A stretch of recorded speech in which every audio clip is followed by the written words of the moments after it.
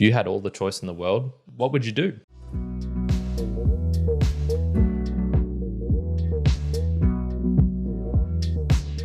Welcome, Mere Mortalites, to another round of the book reviews. My name is Kyrin, host of the Mere Mortals podcast, but also this one where I dive deeper into the books that I'm reading to give you the juicy information that is within, to extract some themes you might not have realized, and to also look at markets and economics. Indeed, we do have The Long Tail by Chris Anderson, although this version I have here is actually called The Longer Long Tail, which was an updated and expanded edition.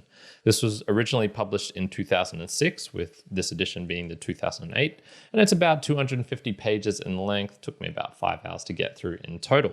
In basic, it's an exposition of how greater access to choices of products has altered businesses, and in particular in the tech age that was the 2000s and with the coming of the internet. So what he basically argues in here is that greater value can be unlocked from producers, and this can be of content, it can be of actual physical things, selling to consumers via better aggregation. And so we see this with the things like the digitization of products, so this being music, for example, of rating systems and how people have better access to filtering out the wheat and the chaff, and then also just greater access to choice. And that actually gets onto the subtitle, How Endless Choice is Creating Unlimited Demand. What he really shows in this book is a lot of data, a lot of graphs. He has collated this from actual companies and then uses this to kind of prove his point. So he's not just making it up. And what he really shows is how this has had an impact on music with things like Apple and Spotify, and, well, not Spotify in this particular, he uses one called Rhapsody, on marketplaces. So this would be like eBay and Amazon, on culture and how people are changing and new trends are popping up. And then even on the companies and why these gigantic monoliths have actually emerged, and their business practices, and why, what is the reason behind all of this. Before we get onto some of the themes, let's jump into about the author. So Chris Anderson, he was born in 1961, and he was the editor of Wired, a very popular magazine in the US and probably worldwide, which was dealing with technology and trends and things like this. And he has a bit of a background in economics, working for, I believe, an economic journal or magazine. This book itself originally started as an article in Wired, and I believe it was extremely popular, so he kind of jumped on board of that wagon and expanded it into a full book form. With this edition in particular having a new chapter on marketing at the end, I believe, and just adding some extra detail and data, which the 2006 version didn't have in it. So let's jump onto the first theme, which is the market, how supply and demand interact. So there's kind of two concepts you got to see in this. And if you're looking on your screen now, you'll see an example of what the long tail is. And so basically it's a graph, and you can see on the x-axis is just the number of titles or how much choice there is. And then on the y-axis, it's a measure of something. So this would be of demand, of sales, of revenue, of popularity, things like this, just a way of measuring how much are these individual things on the x-axis actually being accessed and used. And so what we see is that there is a very chunky, what you would call the short head, where there's very popular things. These are the hits. These are the pop stars, if you're talking about music. These are the biggest products or the best well-known brands, if you're talking physical things.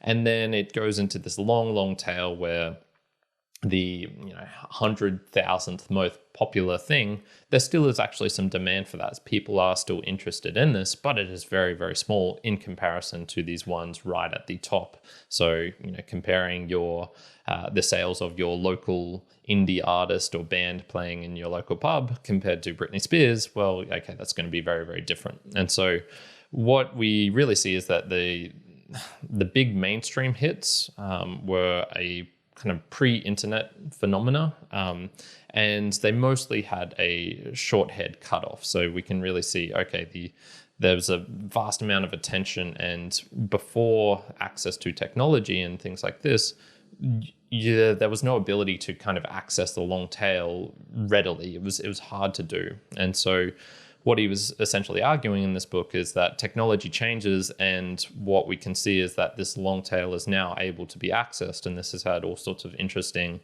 changes to businesses and how there's kind of three main players in this being the producers. So someone who produces a content, much like myself, I'm producing something for you to consume now. There's the aggregators.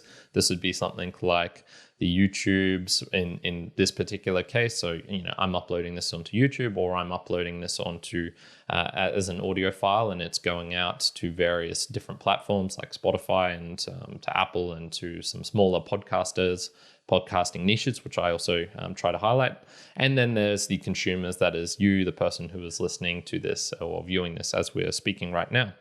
And what he basically says is there's been a real change from atoms to bits. So music in the past, for example, you could only access that on a CD, or you could only access that by going to a band live. And what has happened is, with this now being able to go online, it's cutting out a lot of the problems that we were having and creating greater access. And so this is across many various dimensions. So what we see is producers have more access to equipment and to be able to do things. This is an example not in this book, but a very well-known Australian musician called Flume. His kind of backstory was that he first started getting into music from a CD that he found in a Kellogg's Nutri-Grain, a cereal box, and then was able to start creating music on that on his laptop, I believe his very first laptop, and created a massive, huge album that was very popular here in Australia, and I think worldwide got some attention as well. And he was able to do this just via a CD that you can get in a cereal packet. So we can see, okay, consumers, producers are having more access to these sort of things. To be a podcaster, you don't really need that much. You just need a microphone and a laptop or something to record into, and then, hey presto, you're pretty much done. We see with aggregators, for example, they've managed to cheapen delivery. So this is things like warehouses versus stores. So being an eBay or an Amazon is probably a better example. Amazon in particular, they have these gigantic warehouses. They can put all the stuff in there, and then it's just about delivering that to individual people across the world. Whereas this used to have to be done in a storefront in the local store, which I would just go and go to, and just they weren't able to hold hundreds of thousands of different products in my local store. They could maybe hold a couple of thousand. So we can see this cheapening of delivery is also having a big place in this. But then what about consumers? Because surely they only care for the hits, right? Wrong. So I'm going to jump over here on page 24. And this is going to give us a bit of I found it a really nice paragraph talking about the changes and how this is changing not only for these producers and aggregators, but also for consumers. So when you think about it, most successful internet businesses are capitalizing on the long tail in one way or another. Google, for instance, makes most of its money not from huge corporate advertisers, but from small ones, the long tail of advertising. eBay is mostly tail as well, niche products from collector cars to tricked out golf clubs. By overcoming the limitations of geography and scale, companies like these have not only expanded existing markets, but more important, they've also discovered entirely new ones. Moreover, in each case, those new markets that lie outside the reach of the physical retailer have proven to be far bigger than anyone expected, and they're only getting bigger. In fact, as these companies offered more and more simply because they could, they found that demand actually followed supply. The act of vastly increasing choice seemed to unlock demand for that choice. Whether it was latent demand for niche goods that was already there or the creation of new demand, we don't yet know.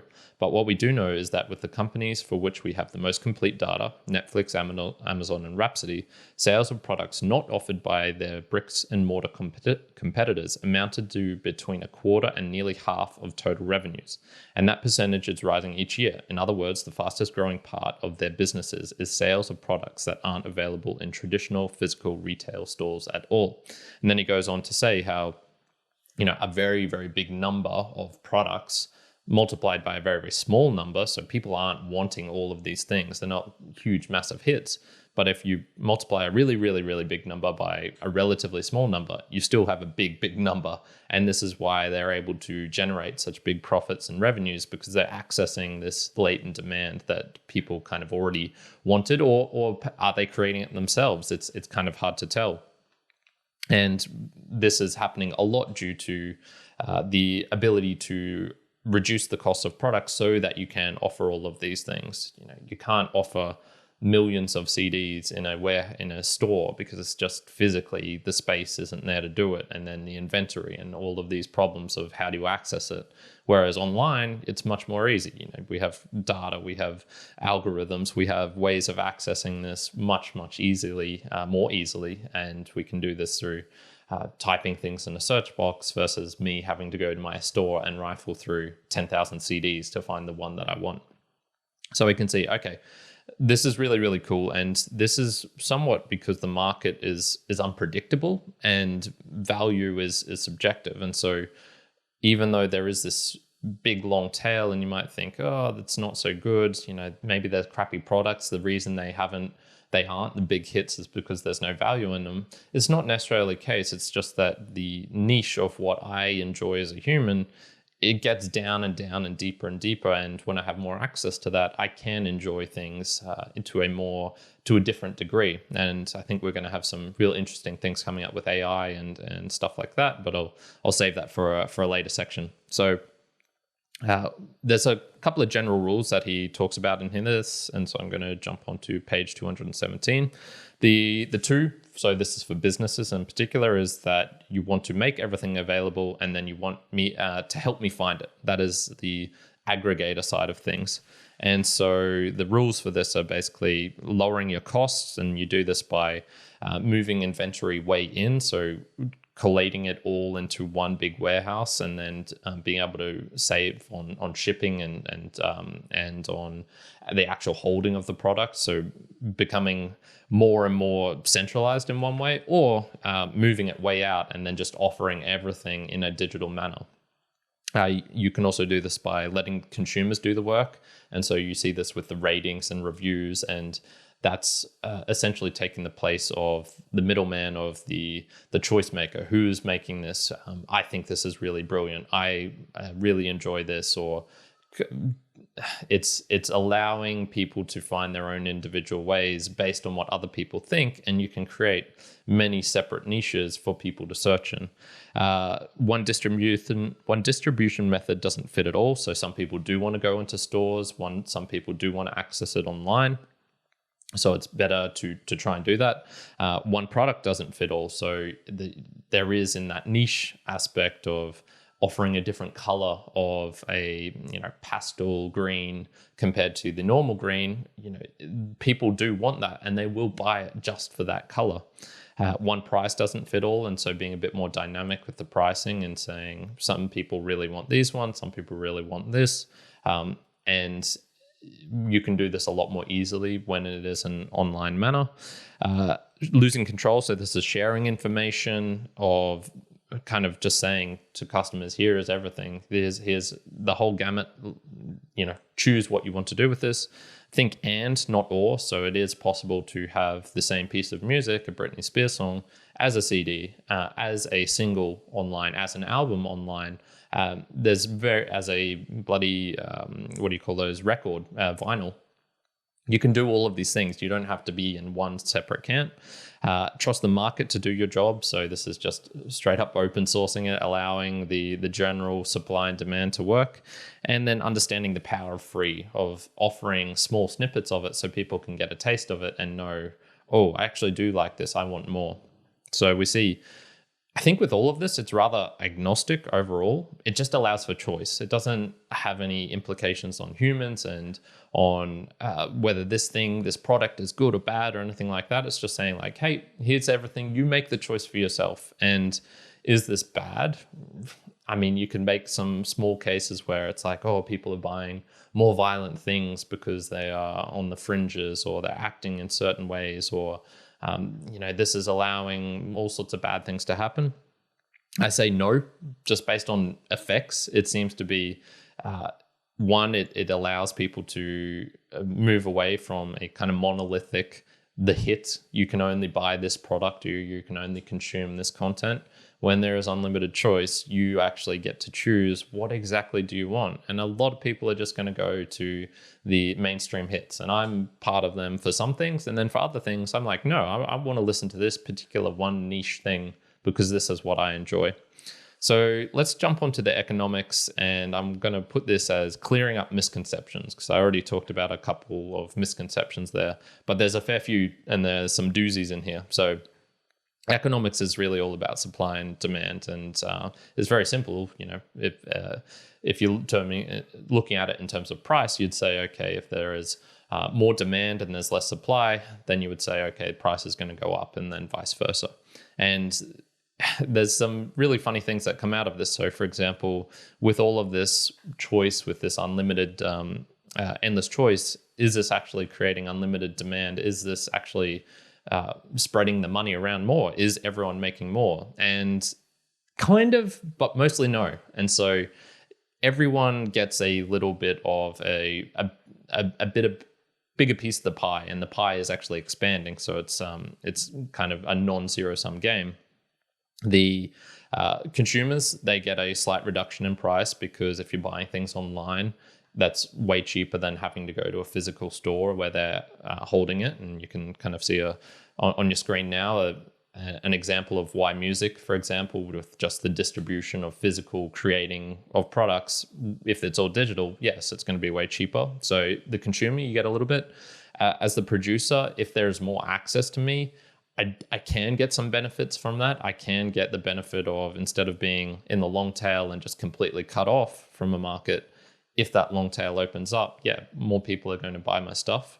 But what we see is that in the biggest side, in terms of the pricing of making money, it's the aggregators. This is the eBays, this is the Amazons, this is the Netflix. They make an absurd amount of money by offering all of this. So the effect of the long tail and opening it up is mostly economical for the aggregators. For the producers, I actually would kind of say this is more as an ability to use your skills. Just because people have access to your content doesn't mean that you're going to become rich. You still have to produce things, you still have to make the effort, but I think it does allow you to be successful in ways that you wouldn't have been previously. In the old industry, to become like a popular musician, you had to kind of play the game of the record labels. You had to be willing to somewhat sell your soul if you wanted to, sell tons or sign with this label. They would have been like, no, we think you're more of a poppy sort of vibe. You're going to appeal to this age range. So we suggest that we create your image like this. And one of the examples in the book is how, with the ability to sample songs online and to kind of spread it out to a wider audience, this music label had this artist, and they kind of painted her into this mid-20s female brush, whereas they found that the music she was creating actually resonated more with the younger generation, like teenage girls. And so they were completely wrong in their decision. What they also found from this was, just because she had a kind of minorly successful hit distributing via one of these kind of online platforms, it didn't make her famous and successful. It didn't make her super popular. And that was because she just didn't have a big groundswelling of support. She didn't have a super strong fan base, those 1,000 true fans who would love her no matter what. And so we can see, okay, this is more just an opportunity to use your new skills. Say you don't want to sell your soul for by signing for a record label. That's cool. You can put it all online, and you can drive people through to your MySpace page, which was what some of the examples. And I believe this was how My Chemical Romance, for example, got really, really popular. So if you have more digital online native skills and not great skills at connecting and working through the record labels and things like this, you can use those skills, and then with the access to more choice and consumers being able to access it in a different way, you can utilize those skills better. So you don't necessarily make more money, but I think you have the opportunity to use things that you are better at to make more money. For consumers, it's mostly cultural. So sure, you get some side-on effects of things are slightly cheaper if you want to, but it's more a cultural effect. I can now access a band which I had never heard of before, or a unique product of let's just take a globe, for example, and being able to use that and say, wow, this is so much superior in quality, and I really enjoy this, and I get a benefit from this. And this can then have cultural impacts further on, where if my friends know about this, it allows me to to show things. It can create new hits from places where they weren't before. So those are some of the changes, I guess, and it's the money changes, and it doesn't mean everyone's going to get rich. It just means things are going to be different. And I actually think value for value will change this, especially on the aggregator front. But I'll talk about more of that in my personal observations coming up. The Pareto principle, there's a perennial one. I always get this wrong. I'm super guilty of this. So he's got a section here on page 131 where he is talking about this. So the 80-20 rule is chronically misunderstood for three reasons. First, it's almost never exactly 80-20. Most of the large inventory markets I've studied are 80-10 or even less. No more than 10% of products account for 80% of sales. If you're troubled by the fact that 80-10 doesn't add up to 100, you've discovered the second confusing thing about the rule. The 80 and the 20 are percentages of different things and thus don't need to equal 100. One is a percentage of products, the other a percentage of sales. Worse, there's no standard convention on how to express the relationship between the two, or which variable to hold constant. Saying a market has an 80-10 shape, 10% of products amount for 80% of sales, can be the same as saying it's 95-20. 20% of products account for 95% of sales. Finally, the rule is misunderstood because people use it to describe different phenomena. The classic definition is about products and revenues, but the rule can be just as equally applied to products and profits. And so it goes on to talk more about how people are kind of misunderstanding this rule. And like I said, I do this all the time. And what he goes on to highlight there is just because there is inequality, it doesn't mean that there isn't value and that nothing else is worthwhile. So if 20% of products account for 80% of the revenues, for example, there is still a whole shit ton of value in that other 80% of products that account for 20% of the revenue. And if you can kind of unlock that or make it cheaper or do things through technology to get greater access to that, one, you can actually shift that. A lot of the 80-20 rule is actually determined by constraints on the access to these products. So probably in the natural order of things, and we can look at this in terms of the amount of galaxies in stars in a galaxy, or the size of those stars, or gravity, or phenomena of things attracting. We can see this in nature everywhere, tree variety and variety of humans across the world and things like this. There is always this kind of clumping and grouping, but it doesn't necessarily have to stay that way. These things change. And a large portion of that is just due to arbitrary metrics. And if we change, arbitrary constraints. And if we change the constraints, we see, okay, people actually have a greater desire to find new products, to access things that they didn't have before. And it wasn't because they hated it and they preferred I'm always using Britney Spears, the Taylor Swifts. It doesn't necessarily mean they prefer the Taylor Swift. It was just that was easier to get to. That was easier to access. So what's the thing from this? Well, accept everything. As a business, if you want to accept all of it and accept this more choice, you can find interesting and unique trends within those subgenres, those niches. Another one, too much choice. Okay, but Kyrin, there's too many things going on. As the consumer, it's a bad thing for me to be able to have too much. And this is a misconception in one way because it's kind of partly cultural. So for example, if you're a farmer and you're going into New York City, yes, it's going to be overwhelming. There's all these different things going on. There's so many different stores, and you can go to a store just for tea, and you can go to a store just for Lego, and you can go to a store just for, it's too much. And especially if you're comparing it to your own small town where there is one store or three stores maybe. And so this idea that there's too much choice, another of this comes from a study which he was citing, which was, you have a bunch of jams in a supermarket, and there's an access of 20 different jams, and people come up and taste them and they're like, oh, that's nice. Did this actually create more demand for these different types of jams, of marmalade, of rhubarb, of all of these unique ones with spice and chili in it, for example? Not necessarily. It didn't drive new sales, but this was because it was kind of just presented as like, here's 20 different things, try all of them and see which one you like.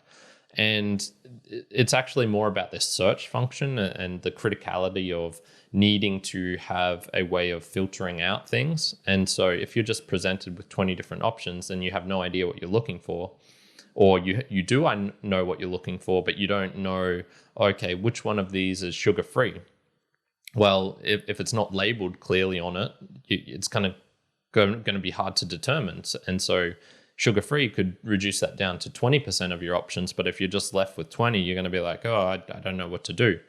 And we can see this with, he's got an example in this about how flour, and he was kind of saying, flour is one of those staples, which is just, there's no long tail market in this. No one's going to care.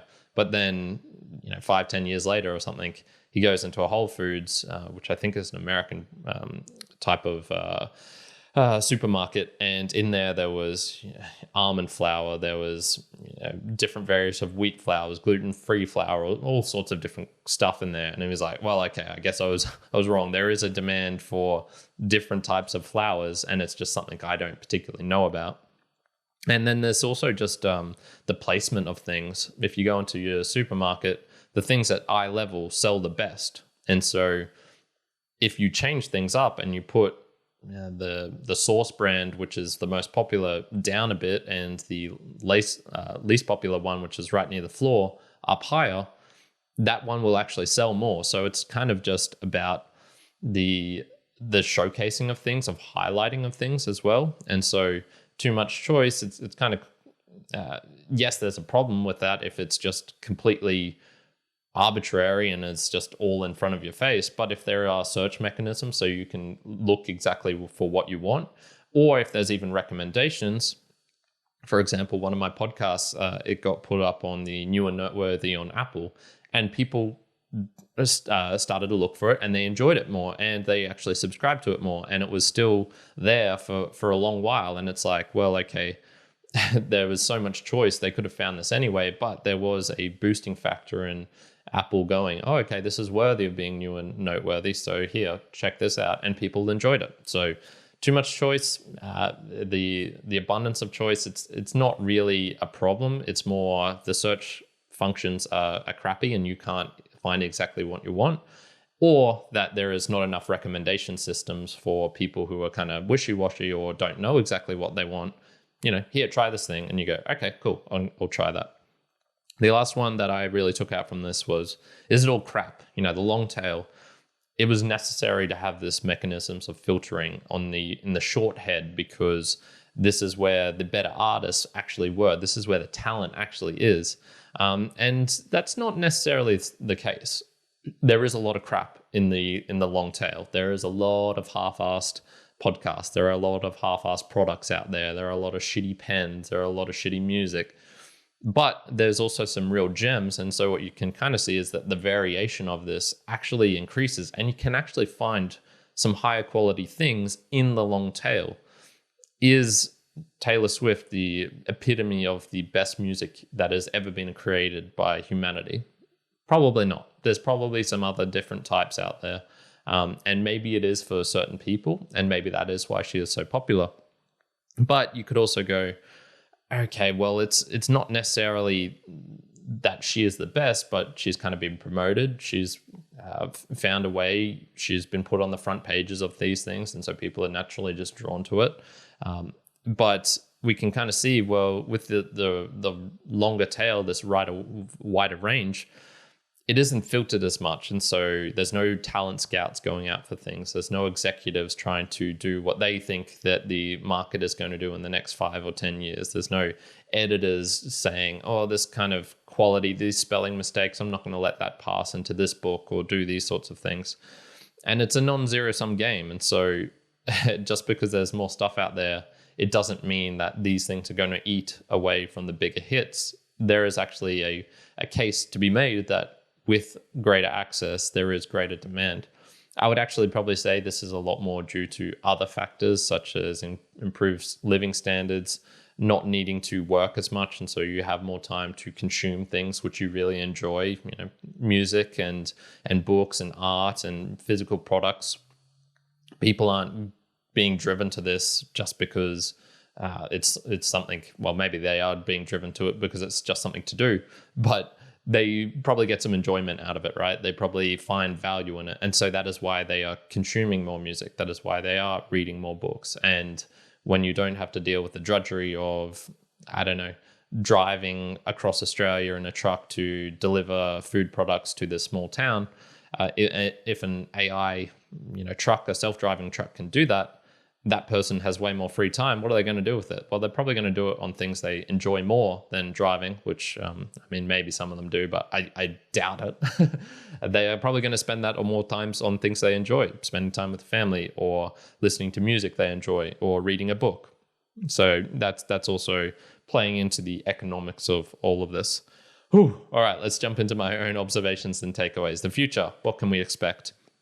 He doesn't actually talk that much about the future. This book is really about the present moment. And because this was written 15 years ago, it is slightly dated in that respect.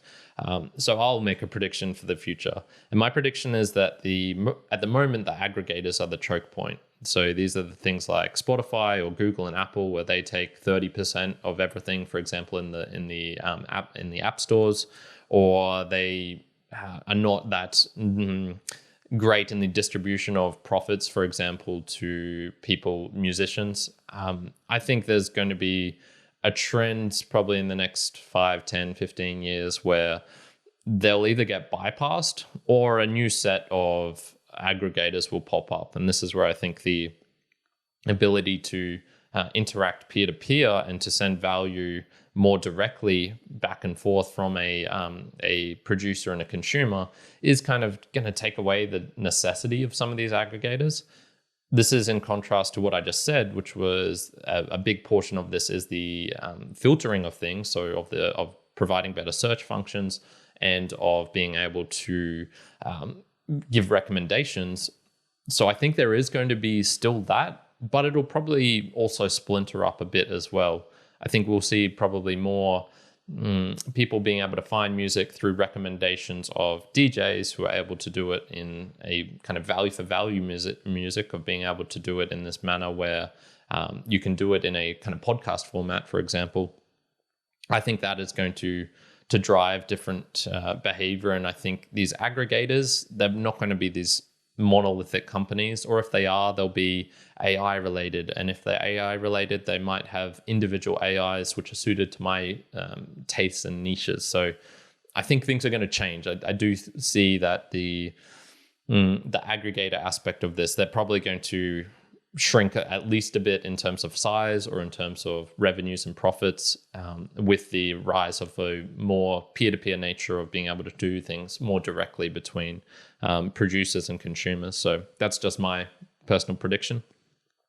This book, man, tech books date kind of quickly. I'm going to jump onto page 12 and just read out this little section. So he's talking about how he came up with the long tail and why he was collecting so much data and things like this. And so he says, this book is partly an economic research project with the help and involvement of students and professors from the Stanford, MIT, and Harvard business schools. It's partly the fruit of more than 100 speeches, brainstorming sessions, and site visits with companies and industry groups that see the long tail changing their world. And it's partly a collaboration with the dozens of companies and executives who shared many megabytes of internal data, giving me an unprecedented view of the emerging microeconomics of markets in the online age. Megabytes, people. So we can really see, okay, wow, this is very, very megabytes back in those days were a large volume, and now would say, unless it's terabytes or exabytes or petabytes, it's not even that big. And I'm sure in 50 years time they'll look back at this and be like, petabytes, unless we're talking about Google bytes, like there's no point talking about that. Another thing is, he was referencing a lot of companies and a lot of niche things in here, and this just changes with time. One, for example, is Rhapsody. I'd never heard of this thing called Rhapsody, and basically I found out this is a derivation of Napster. So it was Napster became Rhapsody or something like this. I'd heard of Napster before. So there was that, and he referenced Rhapsody constantly in his book, and I was just going like, I've never heard of this. And then just even small things, bands with minor hits he was talking about, and I was just going, man, I've never heard of these. Maybe it's an American thing, maybe it was just a thing at the time, but it was just an example of showing a book like this kind of does date because it is technology related, and technology just goes by so quickly. So in summary, it's a great explanation of a phenomena and a trend. It's a rather compelling argument with links to deeper principles, so about markets, about economics, about value. I found some really interesting things that were kind of beneath the surface in this. There's some limitations to this book of how it will apply, especially to future focus stuff. So social media, he didn't talk about social media in this at all. AI, 3D printing, I'm not sure how much it has to say on those, because I think a different trend will emerge based on these, and it might not necessarily be a long tail sort of phenomena. It might be different. And for example, the aggregators, I personally don't think will be as successful as they were. And the aspect of these big monolithic things cropping up, it might not happen. I personally thought the book could have been shorter by about 1/3. I really enjoyed it, but I just found it at times slightly repetitive. Some of the titles of the chapters just kind of sounded the same to me.